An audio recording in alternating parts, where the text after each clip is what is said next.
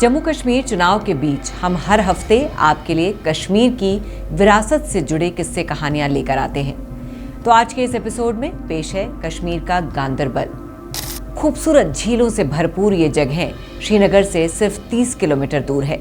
ये इलाका सुन्नी बाहुल है और कश्मीरी पंडितों के लिए पवित्र माता खीर भवानी का मंदिर भी यहीं पर है। गांदरबल की पहचान इतनी भर नहीं है। अब्दुल्ला परिवार के गढ़ गांदरबल की सियासी हैसियत जम्मू कश्मीर में वैसी ही है जैसी यूपी में गांधी परिवार की परंपरागत सीट अमेठी और रायबरेली की है। शेरे कश्मीर के नाम से मशहूर और कश्मीर के पहले प्रधानमंत्री शेख अब्दुल्ला गांदरबल से ही चुनाव जीते और मुख्यमंत्री बने। उनके बेटे और नेशनल कॉन्फ्रेंस के प्रेसिडेंट फारूक अब्दुल्ला भी यहीं से जीते और मुख्यमंत्री बने। अब्दुल्ला परिवार की तीसरी पीढ़ी से आने वाले उमर अब्दुल्ला भी गांदरबल सीट से ही जीतकर मुख्यमंत्री की कुर्सी तक पहुंचे। कश्मीर के जाने माने राजनीतिक घराने के वारिस उमर अब्दुल्ला एक बार फिर गांदरबल से चुनाव लड़ रहे हैं। हालांकि अब उनका रास्ता आसान नहीं है। इस बार मुकाबला इंजीनियर राशिद की पार्टी के कैंडिडेट शेख आशिक और पीडीपी के बशीर अहमद मीर से है। आजादी चाचा के नाम से मशहूर सरजान बरकाती निर्दलीय मैदान में है। जिस दिन उमर अब्दुल्ला ने गांदरबल से नामांकन किया था उस दिन उनके शब्द थे, आज मैं आपसे सिर्फ एक बात कहूंगा, मेरी दस्तार मेरी इज्जत आपके हाथों में है। इस बात से साफ जाहिर होता है कि कहीं ना कहीं सीट हारने का डर उमर के मन में भी है। वैसे तो उमर अब्दुल्ला ने पहला चुनाव 2002 में गांदरबल से ही लड़ा था, लेकिन पीडीपी के काजी अफजल से 2870 वोटों से हार गए। 2008 में गांदरबल के साथ बीरवा सीट से चुनाव लड़ा और दोनों जगह से जीत गए। इसी के साथ वो मुख्यमंत्री भी बने। साल 2014 में नेशनल कॉन्फ्रेंस ने यहां से इशफाक जब्बार को उतारा था। जब्बार सिर्फ 597 वोट से जीत पाए। अब 2024 में उमर अब्दुल्ला के लिए गांदरबल जीतना आसान नहीं है। 5 महीने पहले हुए लोकसभा चुनाव में उमर अब्दुल्ला 2 लाख वोट से हार गए थे। बारामूला सीट से उन्हें जेल में बंद इंजीनियर राशिद ने हरा दिया था।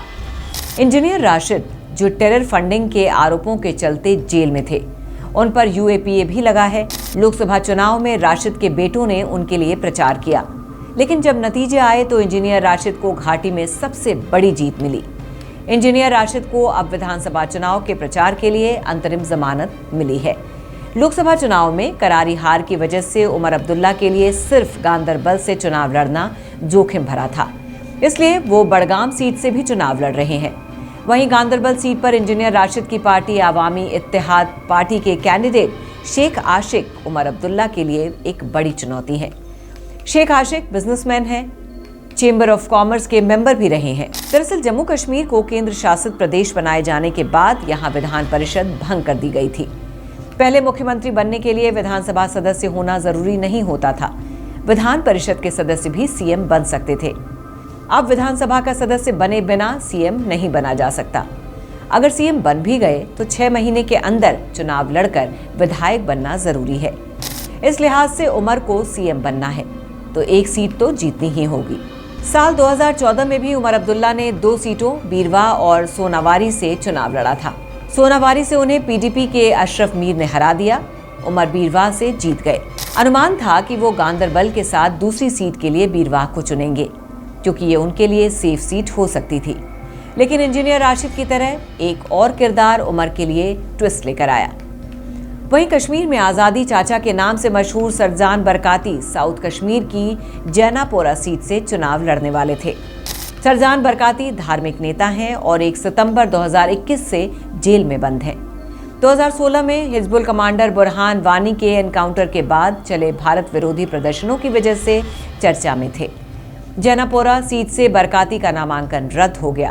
बरकाती की बेटी शुगरा ने नामांकन रद्द होने पर नेशनल कॉन्फ्रेंस पर आरोप भी लगाया। इसके बाद शुगरा ने तय किया कि उमर जिस सीट से चुनाव लड़ेंगे वो वहीं से पिता के लिए नॉमिनेशन करेंगी। शुगरा की नजरें गांदरबल और बीरवा सीटों पर थी, जिसको लेकर कश्मीर की राजनीति पर पैनी नजर रखने वाले कई राजनीति के जानकार कहते हैं कि कश्मीर में वोटर ने जितना भावुक रुख दिखाया है उससे उमर को दोनों सीटों से हारने का डर था। उन्होंने चतुराई दिखाते हुए बीरवा की जगह बड़गाम से चुनाव लड़ना तय किया।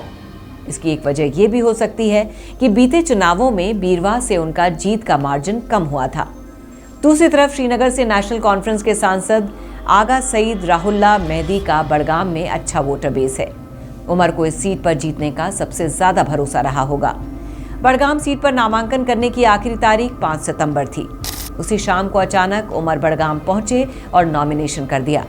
बरकाती की बेटी को बड़गाम से नॉमिनेशन के लिए वक्त ही नहीं मिला।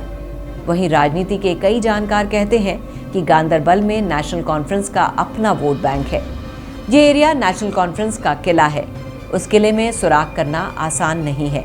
राजनीति के पंडितों की ये भविष्यवाणियां कितनी सटीक बैठेंगी, वक्त के साथ तस्वीर जल्द साफ होगी।